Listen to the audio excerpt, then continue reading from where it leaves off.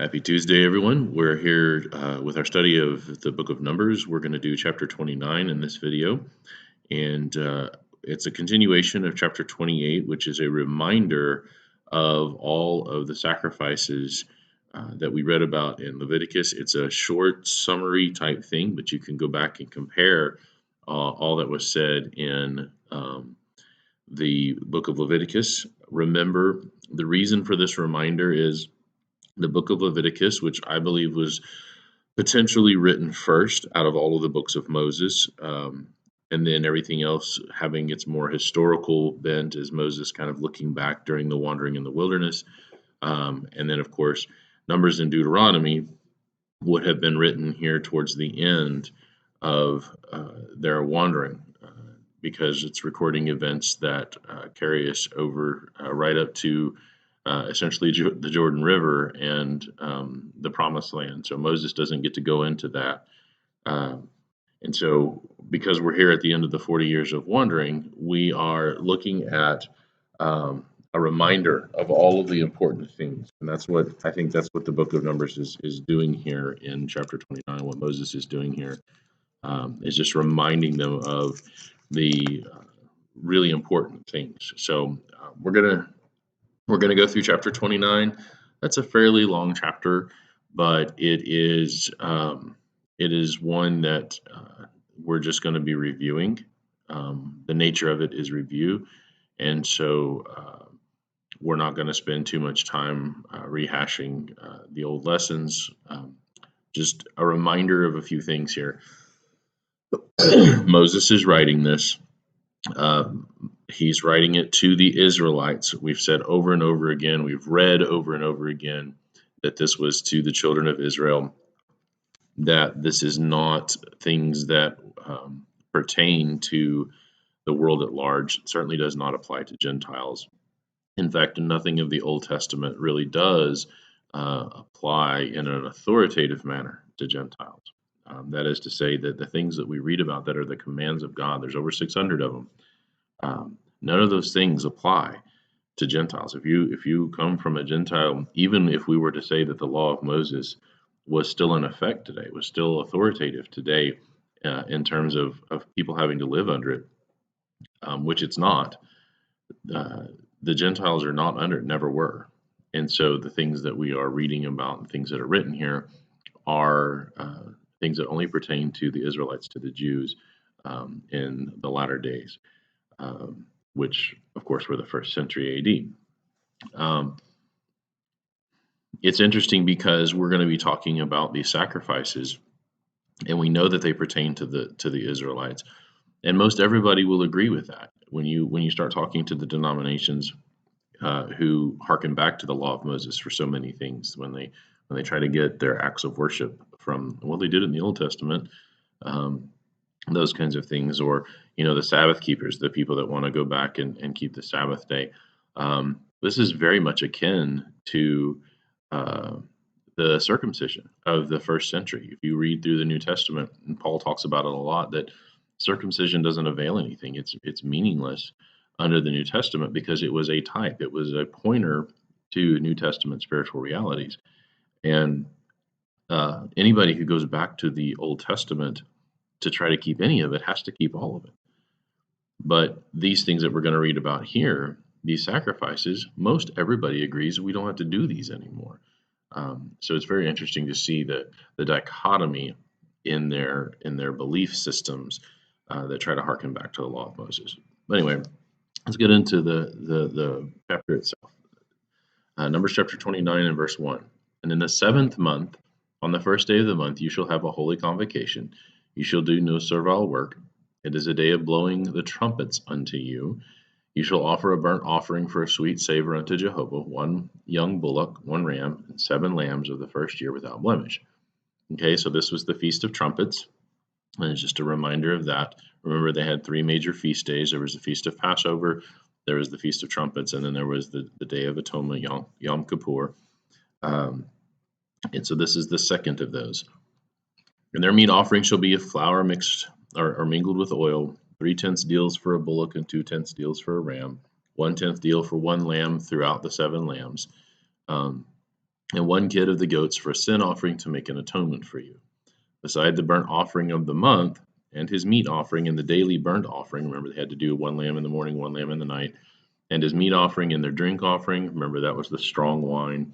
According unto their manner, for a sweet savor, a sacrifice made by fire unto Jehovah. And you shall have on the 10th day of the 7th month a holy convocation. You shall afflict your souls. You shall not do any work therein. But you shall offer a burnt offering unto Jehovah for a sweet savor, 1 bullock, 1 ram, 7 lambs of the first year. They shall be unto you without blemish. And their meat offering shall be, and their meal offering shall be a flour mingled with oil, 3/10 deals to a bullock, and 2/10 deals to 1 ram, and several tenth deal for 1 lamb throughout the 7 lambs. Now it's interesting, just to take a break here real quick. I'm going to be doing a video that pertains to a long time. I don't want to say hero in the sense, but there was a man named Dr. Kent Hovind who is an apologist. He's a Baptist, and he had a lot of influence on me in terms of apologetics, and he's really good at apologetics in terms of creation versus evolution. To be honest and full disclosure, there is a lot of influence he had on me becoming a high school physics teacher when I decided to get out of the gaming industry and into teaching high school physics. I have to say that there's a part of that decision that was influenced greatly by Dr. Hovind. But lately he's been doing some videos on other topics that he does not do very great on. He did a series on the book of Revelation. His view of eschatology is severely lacking. And then he did one on why I'm not a baptizer of babies. And he actually should have retitled that Why I Don't Believe Baptism is Necessary for Salvation, because he deals in that video very little with the baptizing of babies, and he does a lot on just why baptism itself is not necessary for salvation. And I'll address those things when I get to the rebuttal video. It'll be here on Swordmaster. But one of the things that he brings up often in a lot of his videos is he tries to say that, going back to Cain and Abel, that there are 2 religions in the world. And he says that Cain made the mistake of trying to work and please God, whereas Abel brought a sacrifice, and that's why it was pleasing to God. And he makes the distinction, and this is a very common distinction that a lot of people make, and it's an erroneous distinction, that because Cain worked in the field and tilled the land and brought vegetables and fruit, that Cain was not acceptable to God. But Abel didn't work. He, for whatever reason, Dr. Hovind says that Abel didn't do any work, but he just brought a lamb and sacrificed it to God. And so that's why Abel's was acceptable and Cain's was not. And there's a number of things wrong with it. One of those is that that's not what the context offers at all. Both men would have had to work. Cain would have had to work in the field to labor and to till the ground and to plant and harvest and all of that.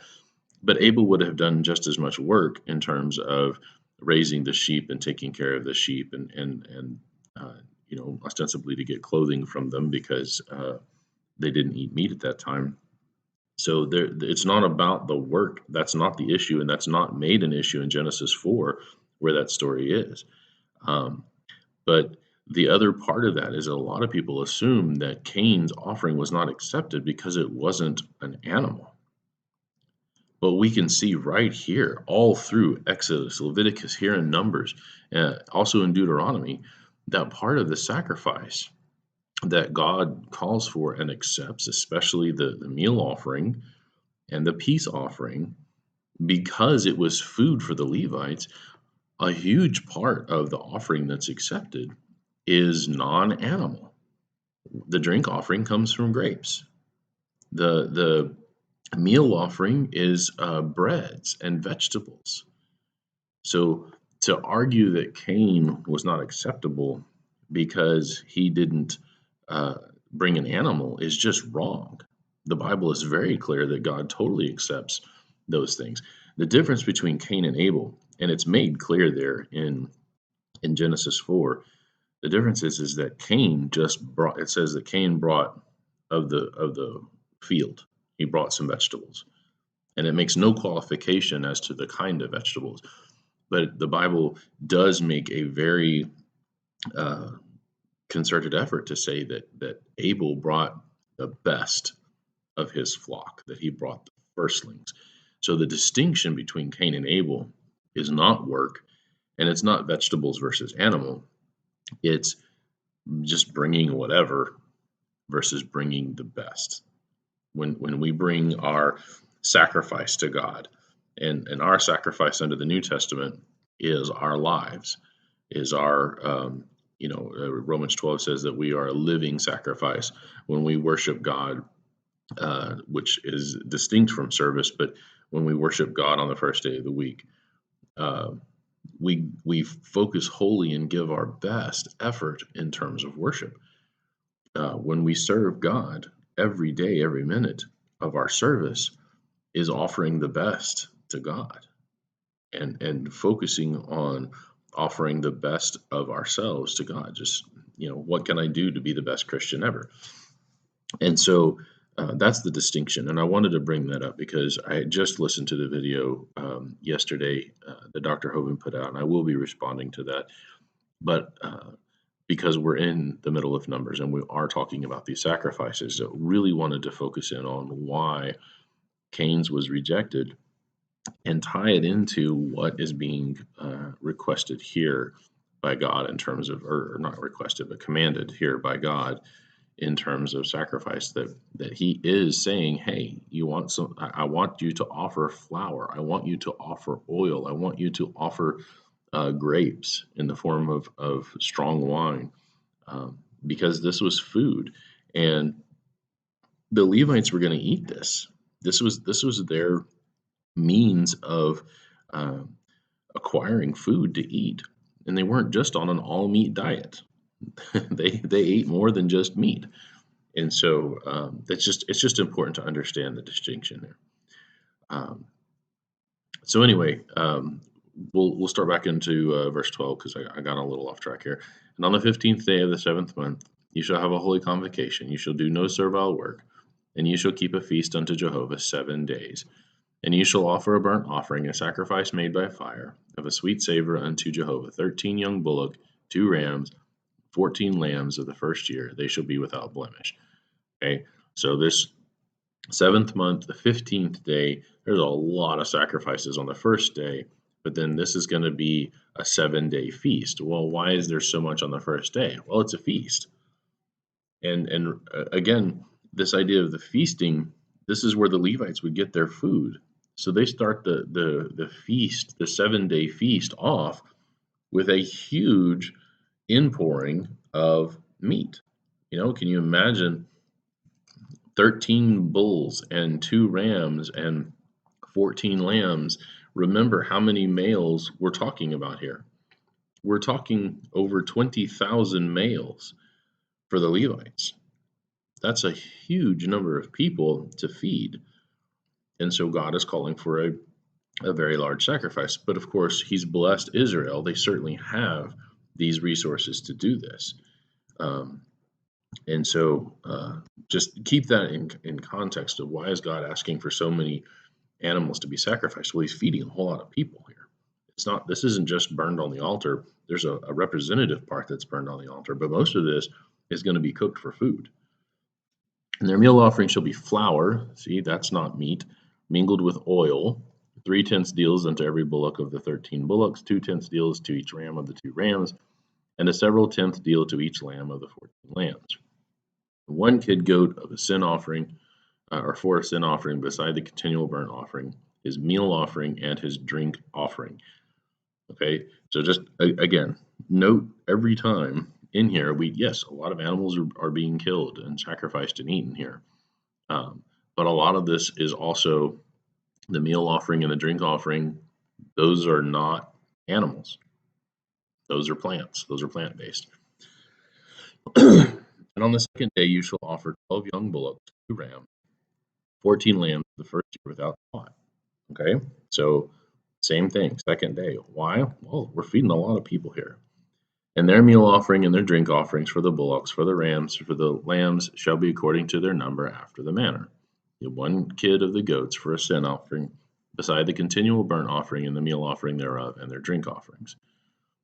And on the third day, 11 bullocks. You see what's going on here? Are you paying attention to the numbers here? So on day one, there are 13 bulls, 2 rams, 14 lambs. On the second day, there are 12 bulls, 2 rams, and 14 lambs. On the third day, 11 bulls. It's like the 12 days of Christmas here, except we started at 13. So the number of bulls is going down. 2 rams, 14 lambs of the first year without blemish. And their meal offerings and their drink offerings for the bullocks, for the rams, and for the lambs shall be according to their number after the manner. And 1 goat for a sin offering, beside the continual burnt offering, and his meal offering and his drink offering. And guess how many bulls are on the fourth day? On the fourth day, 10 bullocks, 2 rams, 14 lambs for the first year without blemish. Their meal offering and their drink offerings for the bullocks, for the rams, and for the lambs shall be according to their number after their manner. In other words, at this point, God says, all right, you know about the flour, how much flour goes with each, and how much oil goes with each, and how much drink goes with each. So I'm not going to repeat that. You can go back and look in the book of Leviticus for those specifics. But also, you have here just the numbers for this particular feast. And 1 kid of the goats for a sin offering, beside the continual burnt offering, his meal offering, and his drink offering. On the fifth day, 9 bullocks. Okay, so it's going down. Same thing, 2 rams, 14 lambs of the first year without spot, and their meal offering and their drink offering for the bullocks, for the rams, for the lambs shall be according to their number after the manner. 1 goat for a sin offering, beside the continual burnt offering, and his meal offering and his drink offering. Guess how many on the sixth day? 8 bullocks, 2 rams, and 14 lambs of the first year without blemish. Their meal offering and their drink offering for the bullocks, for the rams, for the lambs shall be according to their number after the manner. And 1 goat for a sin offering, beside the continual burnt offering, his meal offering, and his drink offering. And on the seventh day, 7 bullocks. See, now this is why we started at 13, because on the seventh day, we're on 7 bullocks. Kind of matches up there. 2 rams, 14 lambs of the first year without blemish. The meal offering and the drink offering for the bullocks, for the rams, for the lambs shall be according to their number after the manner. And 1 goat for a sin offering, beside the continual burnt offering, his meal offering, and his drink offering. And that's it. Okay.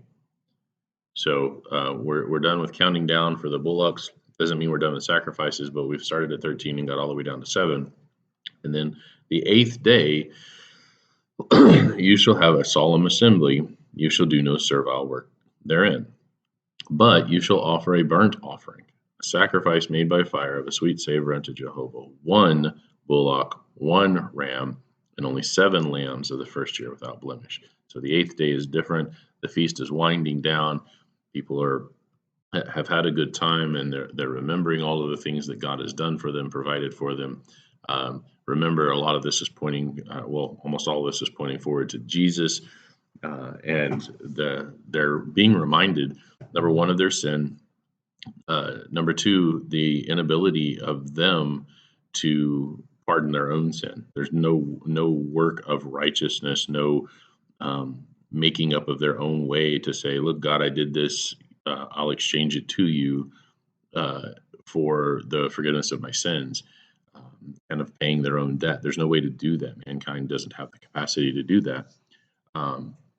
But it's also a pointing forward to Jesus in reminding them of their purpose. What is the purpose of the children of Israel? It's to fulfill the promise to Abraham to bring the Messiah into the world and bless all the nations. To bring in he who would actually truly forgive their sins. That's what all of this celebration is for, is a celebration of Jesus Christ.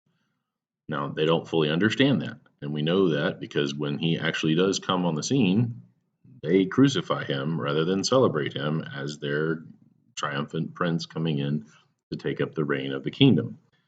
So they completely miss all of the celebrating that they're doing. But anyway, it says their meal offering and their drink offering for the bullock, for the ram, for the lambs shall be according to their number, after the manner, one goat for a sin offering, beside the continual burnt offering, and his meal offering and his drink offering. So that's a reminder of this feast, this uh, feast of trumpets, this celebration that they were going to have. The trumpets are heralding, but it's just a time of celebration. And so there's a lot of food that's supplied, and it's not just that. You'll read over in Deuteronomy 14 that when they come to these feasts, that everybody who's not a Levite is supposed to bring celebratory food for themselves. And we'll talk about it when we get there. But this food is for the Levites. But then on top of that, everybody else is feasting and they're bringing their own food or whatever they want to celebrate with. It's just a big party. It's an 8-day party. And normally, when I was thinking of like Sabbaths and doing no servile work or whatever, I was thinking, all right, these guys are going to be in their homes. They're going to be in the shade. They're not going to be working out in the field. It's going to be kind of a day of rest and quiet and contemplation. Not here. This whole thing here, doing no servile work, you're not supposed to go out and till the land or do things to produce and provide for yourself. No, the lack of servile work here is because you're partying, you're having a good time, you're celebrating Jehovah God, you're celebrating the freedom that you have, that you're now a nation and you're not in bondage to Egypt anymore. You're celebrating your purpose as the children of Israel, why God has separated you out from the nations to be this special and holy nation, which was to fulfill that promise to Abraham. So it's a big party, and so doing no servile work therein is because you are celebrating, and it's a different perspective, a different kind of view than maybe some have had of those Sabbath days, because these are high Sabbaths. Any day that you don't do servile work is considered a Sabbath day, a day of rest. But a day of rest, meaning that you cease from your labor, not that you necessarily are taking a nap. And that was a hard distinction for me to make for the longest time, because you hear the word rest and you think, well, oh cool, I'm going to go take a nap, especially if you got little kids. A nap is glorious. But the idea of resting, when we look at God resting on the seventh day in Genesis 2, God wasn't tired. He didn't take a nap. It just means he ceased working. And so the day of Sabbath, the day of rest, is a day of ceasing to work and to labor, to produce. And so these days, these were the first day and the seventh or the eighth day where they're supposed to do no servile work. It's a rest or a cessation of working and laboring, because party on. That's what this is about. It's a huge party. It's a celebratory party that they're having. And Deuteronomy does a really good job of really highlighting how much these people were supposed to be having fun and enjoying one another's fellowship and just having a great time. God is. There's a lot of times where we look at God, especially in the Old Testament, and we see a God of wrath, and we see a God of justice, and we see a God of sternness, and he gets frustrated and he punishes. But he's also a God of love and a God of grace and a God of mercy, and really a God who wants his people to have joy. And I see this a lot in the Feast of Trumpets. So anyway, I'm glad of this reminder here in Numbers chapter 29. Let's finish the last couple of verses here. And these things you shall do unto Jehovah in your set feast, besides your vows and your free will offerings. See that, Calvinist? Free will offerings, for your burnt offerings, and for your meal offerings, and for your drink offerings, and for your peace offerings. So he goes through and he talks about all these, and there's of course the sin offerings and the trespass offerings as well. And Moses told the children of Israel according to all that Jehovah had commanded Moses. So a great reminder of uh, what God has commanded in terms of the sacrifices, particularly in terms of the Feast of Trumpets. And I think it's a good reminder to do at this point. Obviously, God does it; it's always a good thing. But um, I understand why it's a good thing for God to remind them at this time, because they're about to go into the Promised Land, and they're going to have a reason to celebrate. The end of the 40 years has come. That's a reason to celebrate. And so God reminds them, hey, remember, seventh month, it's time to party, guys. It's time to have a good time. It's time to celebrate all that God has provided for you. And I think that's what Numbers 29 is really about. So thank you for joining me.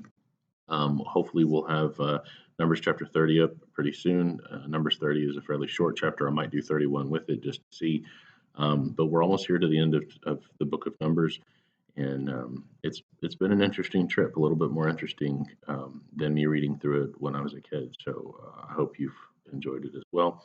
Look forward to seeing you guys on the next chapter.